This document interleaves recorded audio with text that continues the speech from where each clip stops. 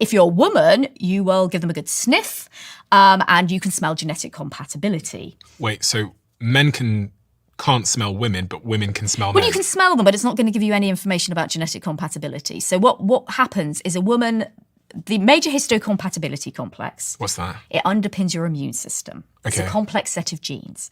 And bizarrely, that set of genes also underpins your ability to smell, your olfactory system. Okay. And in women, they can smell how genetically close a male's MHC is, major histocompatibility complex, how close it is to theirs. Because you don't want too close, because you don't want to inbreed.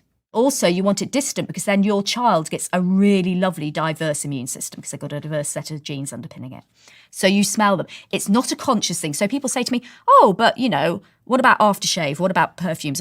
It's not conscious. You do not know you're doing it.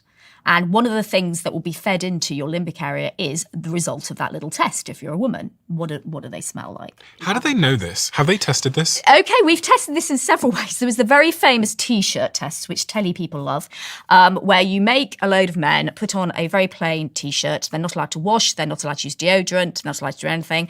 Wear it for 24 hours. Then we put it in some Ziploc bags. And we went to get some poor unsuspecting woman to sniff them all. And the idea is that the one she finds most attractive to sniff is the one which is genetically furthest away from her.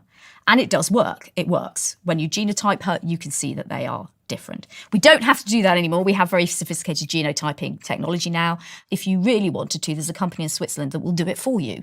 So you can spit on something, send it off with your partner, and they will tell you how close your major histocompatibility complexes are.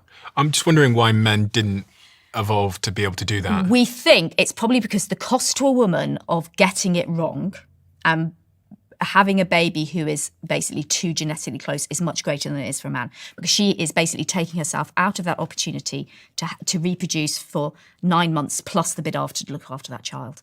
Okay. And so that's a really long period of time. Whereas a man, it's not that costly. Okay. So you've taken in all that information from the sensors. It's all whirring around in here. And what your brain is actually doing is your brain has got a very complicated algorithm, which is working out the biological market value of the person in front of you. Now, the biological market value is how likely that person is to be reproductively successful. Because from an evolutionary point of view, that's the whole point of your existence. Whether you want kids or not, guys, that's the point. Is you have to reproduce, have some lovely, healthy kids, raise them to maturity so they can reproduce, because we just want your genes from an evolutionary standpoint. We're not interested in you as a personality. And so you want somebody who's got the highest likelihood of being good at that. And we can tell that from lots of things to do with how someone looks, the pitch of their voice, how they smell. What men actually do is they look at the waist-hip ratio.